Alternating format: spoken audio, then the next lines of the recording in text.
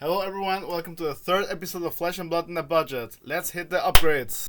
So the Armory from last week is a bit of a high risk, high reward Armory, since it costs between 8 and 9 euros to play at. But we get one booster pack when we enter the Armory, and we might win up to 3 booster packs depending on how many players there are. And so last week I chose to open one Arcane Racing booster, since we have the possibility to pull a Command and Conquer, and that would boost our deck a lot. But we sadly only pull a Nyth Blade of the Blood Oath, and our gem pack had a Yo-Ho-Ho in Rainbow Foil, as well as a Pinion Sentry in regular. And our prize pack were 2 High Seas boosters since we won, but sadly it was only a Herald of Sechem and nothing special. So we will be adding the total from these cards to our budget and see what we can afford this week. So for the upgrades this week, there are not a lot of upgrades, especially since a lot of the cards that we will want to have, they are getting expensive and we don't have enough budget for that. But there are a couple of things I noticed last week that I would really want to upgrade about it. And starting with there was a couple of games, especially against the Verdants, and I also saw a lot of Charles in my Armory. Last Ditch Effort is a card that helps against fatigue. It gives us a last salvo to play against it, especially with Flying Kick. We could have some nice turns when we swing Edge of Autumn into Last Ditch Effort and finishing with a blue Flying Kick, dealing a total of 15 damage with 4 blue cards. That's pretty good to finish the game. We're going to be replacing them 1 Willow Mist Blossom and 1 Razor Reflex. So the Razor Reflex didn't really needed it last week. It's pretty nice to finish some games, but when we're playing against better players, it gets more difficult to play with Razor Reflex. And the Willow Mist Blossom is the same. It isn't easy to hit with the card, especially since it comes for 3 and our opponent has just a clean block. And with the swing, if we flick the Edge of Autumn on the Willow Mist Blossom, we may not be able to hit later the turn with a Vengeance card, so we won't get our weapon back, meaning we just lose the game from there. And we don't have that many relevant cards that we want to draw with Willow Mist Blossom, so currently it's just a sideboard card against Gravy. So the next card leaving the deck would be Stony Woodhawk. I like this card as a 2/7/8, but it isn't always a 2/7/8. And it has a big issue, that is, it blocks only for 2. And without the Final Spring Tunic, I notice the hands get a bit clunky without the extra resource on demand. So that's why I'm going to be replacing it with Brutal Assault. This is basically just a 2/6/7 with Iris ability, but the difference is this blocks 3, and we have a better defensive capabilities with that.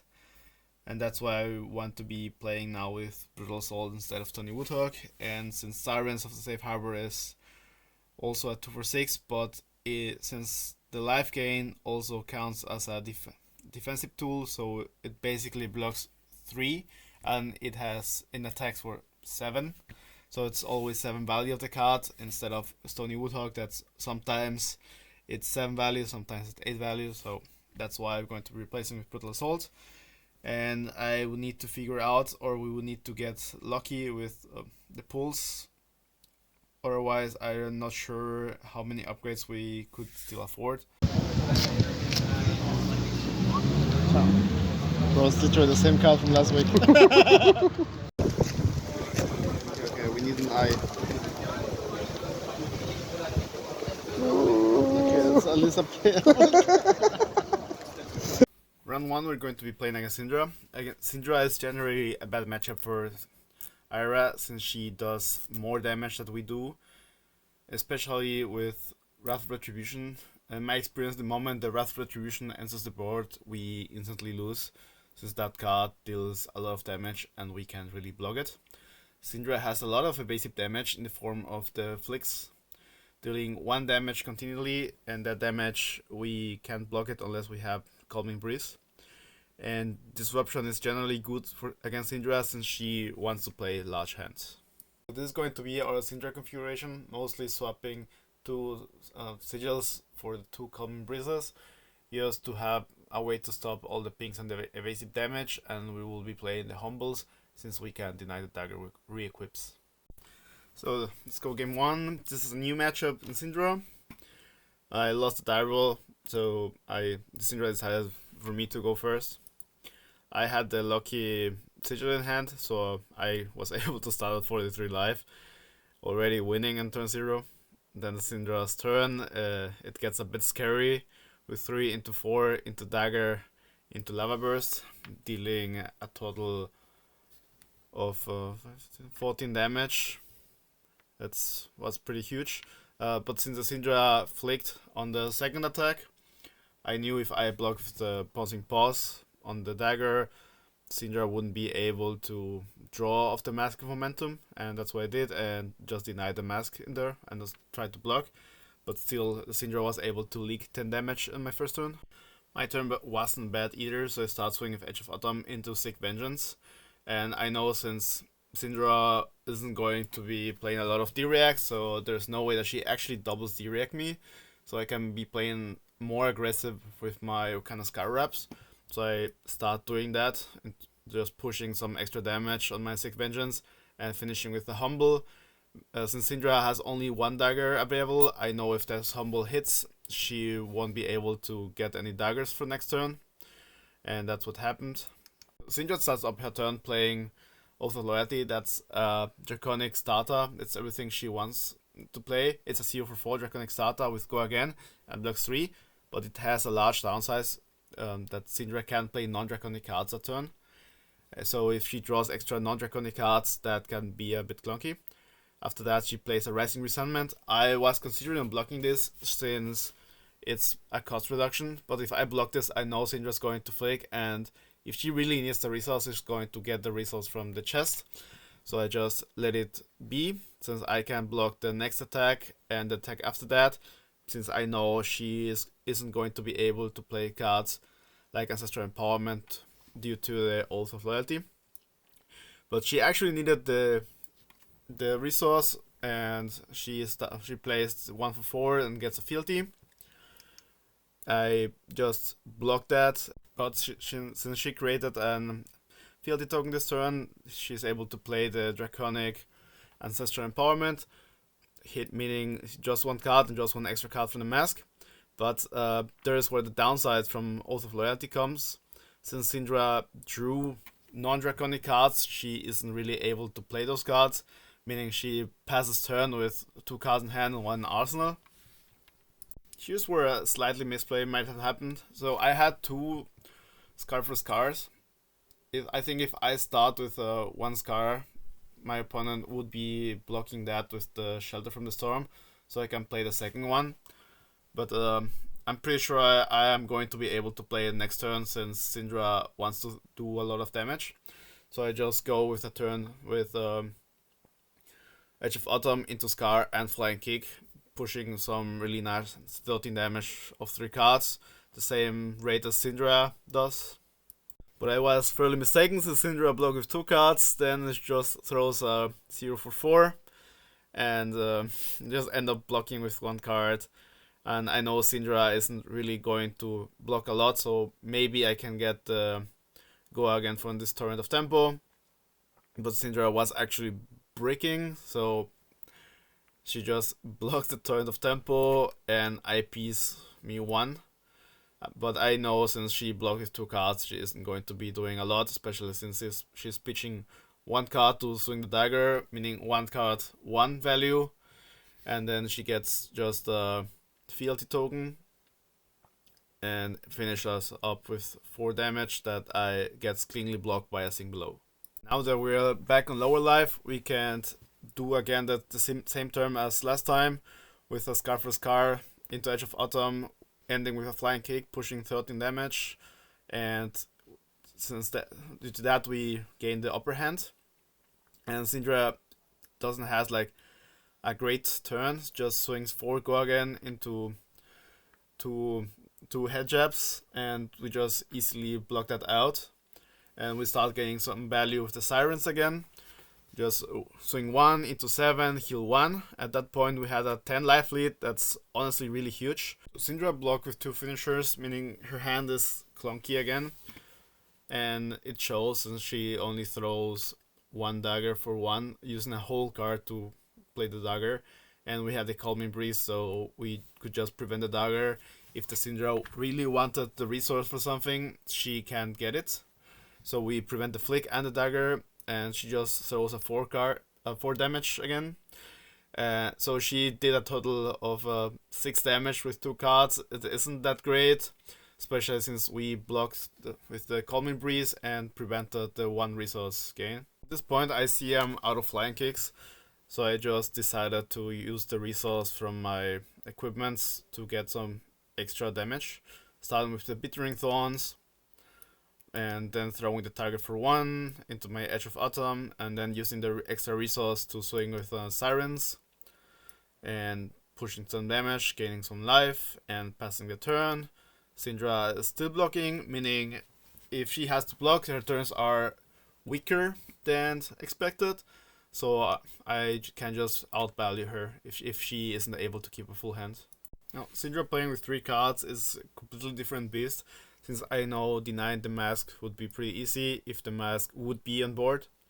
So it starts with a Brand of Cyndaquil into Draconic Rabble, and here's where the choice of not blocking the Rising Resentment comes back, since she's able to do the resource of the chest and plays a 1 for 4. But that didn't really matter since I was prepared to block everything, and I just swing back with some damage, and Snydra isn't able to block all of that and concedes. Katsu is a combo heavy deck. He really wants to go wide, and blocking at the right time can be huge, since sometimes he's reliant on the hit to get the combo card to continue his turn. But if we smell the turn correctly, we can just block it out, and he just passed turn. For Katsu is exactly the same as the Snydra. We're going to be using the Calming Breeze in order to stop things like the Ancestral Empowerment or the Globs, just to avoid that 1 damage, and Katsu isn't able to search. And if Katsu is playing Kodachis, we can also just avoid getting Kodachi lock with the help of the Calming Breeze. So, game 2 against a new hero, Katsu.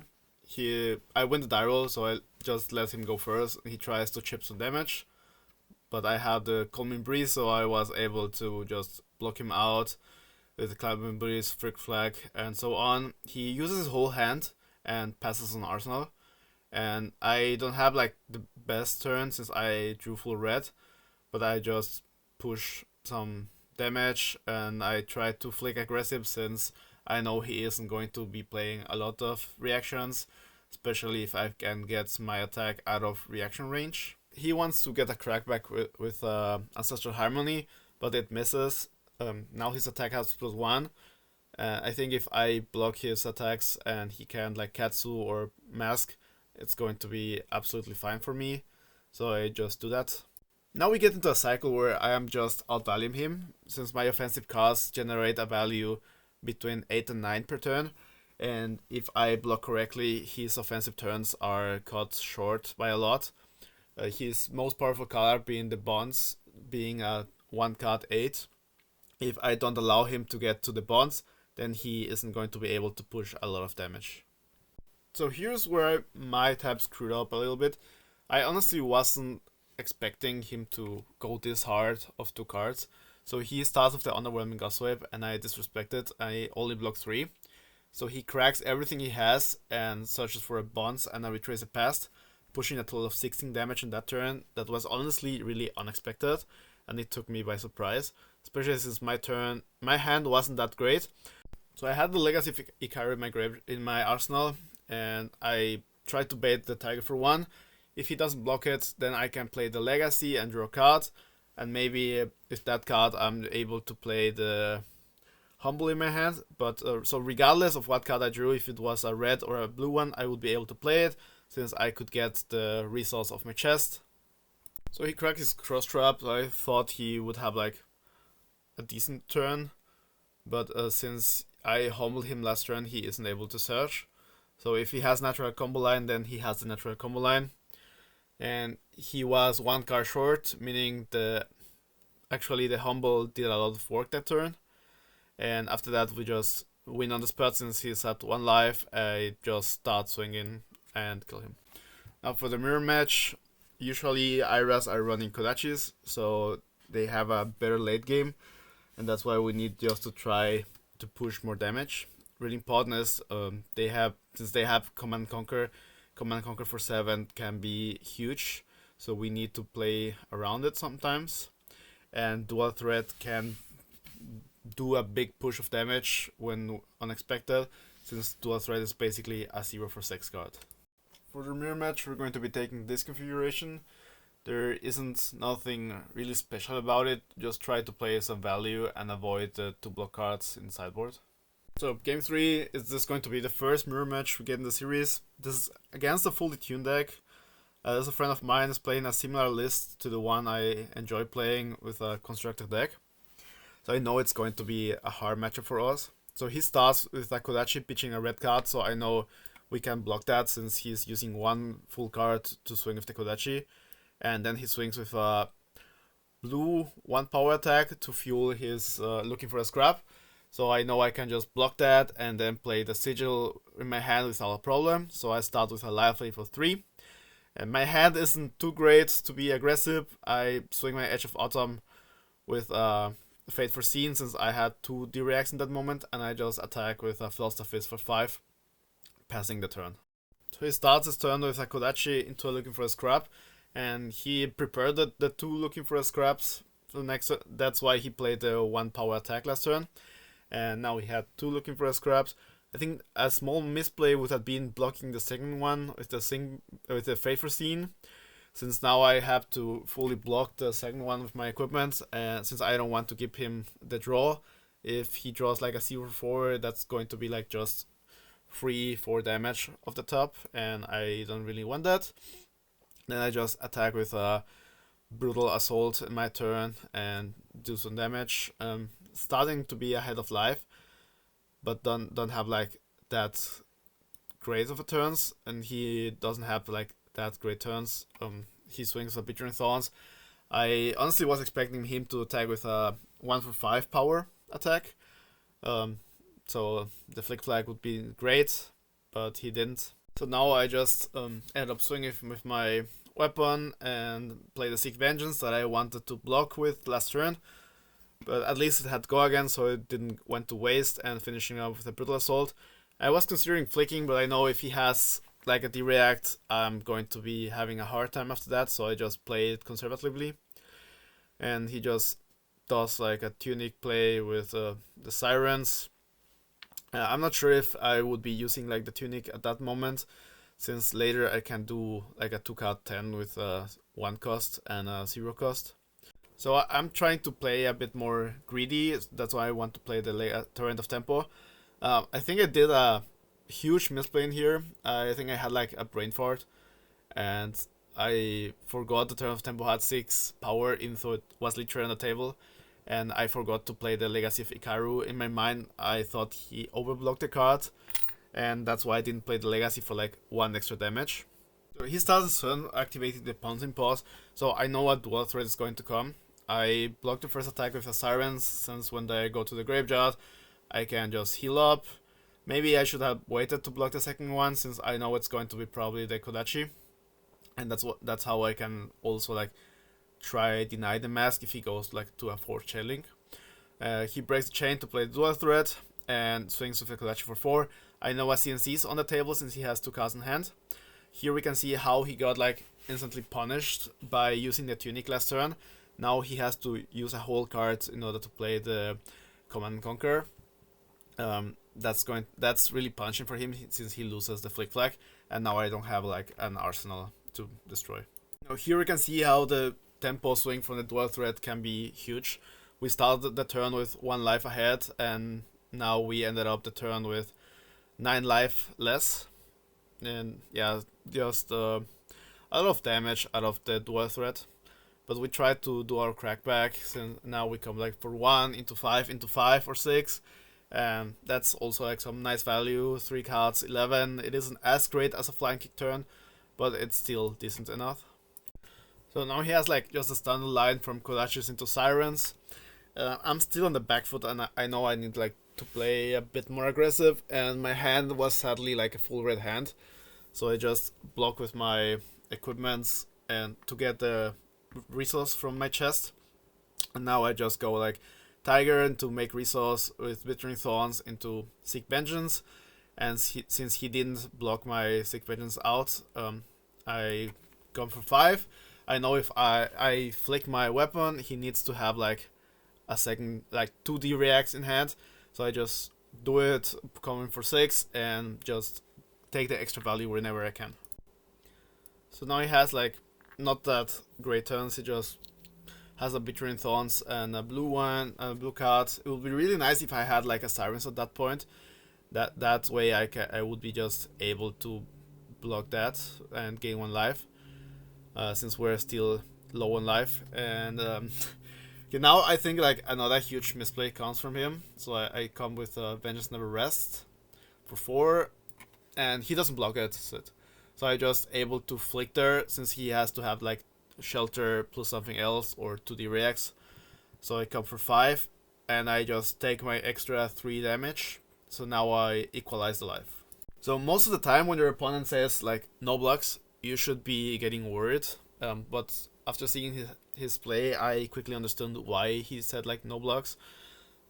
He wanted to unlock the Scar for Scar and just use like one whole card in order to pitch for the Kodachi. I'm not sure if that would be the play. I would have probably just blocked 5 on the Vengeance Never Rests, since that like takes so much value away from me, like at least 4 extra damage. And I would probably just swing with 1 card, even though that would have been like that great. And I'm just able to fully block that with my Flick Flag. So we have a nice 2-card hand prepared. We have a Seek Vengeance plus a blue card, so we can disrupt the arsenal. He blocks 9, so we can't like flick at that moment. And his follow-up is a CNC and with a Kodachi, and sadly we have a direct arsenal, and we aren't really able to block the CNC, so we just take it and try to do like a crackback with Autumn's Edge into Seek Vengeance, finishing with a Sirens. So our opponent blocked out our last turn, and now we have full tempo, and oh boy, we drew a really nice hand to have full tempo. So we start with Scar for Scar, having lower life, and go again. It's honestly really huge for this turn, since now I can swing for my Edge of Autumn and finish with the flying kick I also have in my hand. That's honestly huge for us. After having like some tempo, since our opponent was blocking, we get like the clunky hand where we can just swing for 1 into 6, and it gets easily blocked by our opponent. And his crackback is like a CNC for 10 with a Kodachi, thanks to the dual threat. And he gets once again a react from my arsenal. Like all the commands have hidden like a direct in my arsenal, and I was only able to avoid it once, sadly. I would honestly like to say the Scars have been on top this game, always drawing them when I needed them, and especially now. I have a 5 life deficit and 3 cards to play with. Starting with a Scar is really huge. Swinging then with my Edge of Autumn and finishing with a flying kick. Like again, the having 3 cards, 13, it's really huge. He needs to block at least 7 of that damage, and we get like the rest of his equipment, and he survives at 1. Sadly, he isn't the only one with Scar for Scars. He also has his Scar of his own, since it's 1 life. The Scar has Go Again, and then comes a card for 5. I was holding 2 sigils, so I get back to 7 life, and I just take 5 life damage, and I'm still leaving at 2. And now with my follow-up being swing for 1 into 7, he is forced to block a lot to not die. And from that position, I just have full tempo and a full grip, and with that I'm just able to finish the game, especially with the sirens coming in huge with the life gain. Having a lot of cards just help finish the game, and then I finish the game with my vengeance cards. It's really nice feeling when I win against a fully tuned Ira with this budget version. Now Dio is going to be our final this week. Dio has an aggressive playstyle, and she can get lucky hits from the top, getting a boom grenade, dealing a lot of damage on reaction. That's why the reacts are also pretty good against her. It's pretty important she can be fatigued if we play our cards correctly. And Disruption is pretty good against her, since she wants to keep all the cards and try to swing. But she has a large equipment sweep, so we can't always disrupt. Especially since we don't have the good disruption cards against her like Erase Face. So this was my Dio configuration for today. Just try to play all the 3 blocks and defensive things. I cut the Between Thorns because they block 2, but in hindsight I think I should have cut out the Scar for Scars, since the Go Again won't be live as often as I would like them to be. And it's also a block 2, so in that case, if I for some reason manage to keep 3 cards in hand, a Between Thorns would be way better than the Scar for Scar. So winning that roll against Dio is pretty huge, since we want to go first to avoid Dio getting like 2 or even 3 items on board, since that gives her like a large advantage drawing cards and dealing just some extra damage. Since we can fatigue Dio, I decided to start attacking on turn 0, especially since Dio plays a lot of items. Maybe we can sneak some damage. And damage sneaking we did. Apparently Dio had like 2 items in hand and wasn't really able to block everything from us. And after that I was a bit afraid of the boom grenade, since we didn't have like a lot of D-reacts. That's why I didn't really block with the Legacy of Ikaru that I had in hand. So I maybe just tried to sneak 1 extra damage and draw an extra card for an arsenal. Sadly, our arsenal wasn't like as good as I would like. In this matchup, we can also be flicking a lot, since Dio has like 0 access to the reacts and she has to play all mech cards. The only way she can screw us is if she somehow is playing the shield that prevents pings and has it on top. So against Dash, it's always scary, as she can push a lot of damage out of nowhere, especially with boom grenades on top. And I don't really have like the most defensive or offensive hands, so I'm just trying to block and get some value from there, healing and staying healthy while avoiding the boom grenades. At some point he comes with a highs for 8 with double boom grenades on top of it, and I'm thinking, oh boy, if this hits them, I immediately lose the game, since that's like 8 damage from highs, 7 damage from the boom grenades, and he gets a Cerebellum Processor from the Banish. That would be like awful for me. So I keep not drawing D-reacts to put an Arsenal, and Arsenal isn't great. So I'm just trying to block, and hopefully he has like no boom grenade off the top, until I finally get some more disruption in form of a Humble. So without the Humble, Dash can check the top and she can surprise off the boom grenade off the top. But she had like a bias update, and yeah, I got the boom grenade off the top. I luckily had the D-react to block that, but yeah, he had like enough cards to get the boom grenade off. I think he did like, he has slide misplay. He activated the backup protocol and got like a high spec instead of getting just like a 0 for 4 attack and like get the boom grenade off, get like 8 damage plus the gun.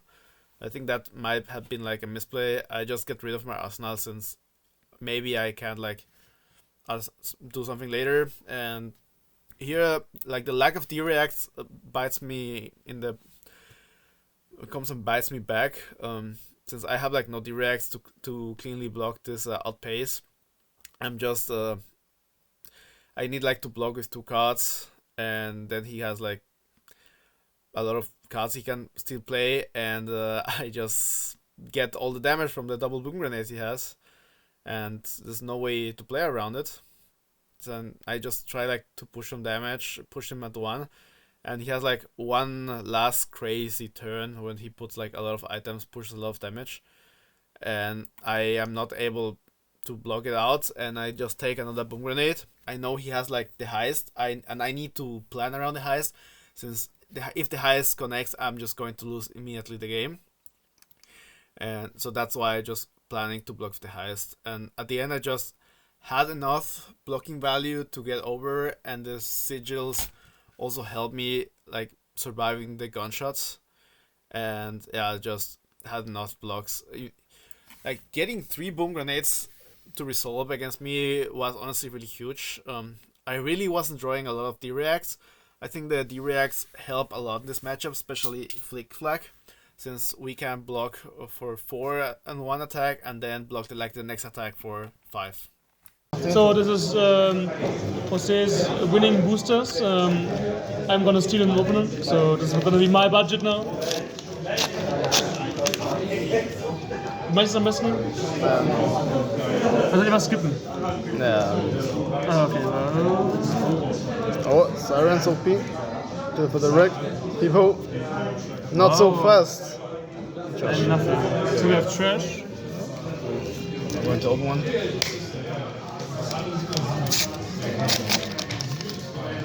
Okay, so no cards for me. Angry Bones. Oh!